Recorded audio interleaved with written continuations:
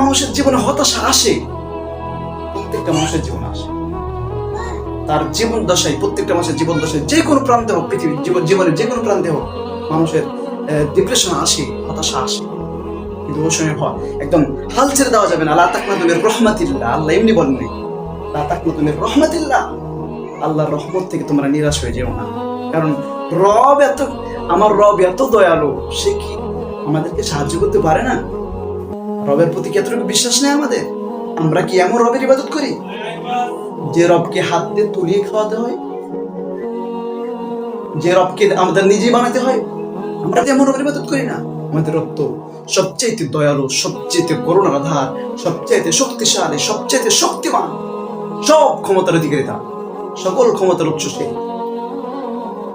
সবকিছু আল্লাহ তাআলা করতে পারে। আমরা এমন রবের ইবাদত করি, আমাদের ঈমান আমাদের মজবুত তেমন হতে হবে।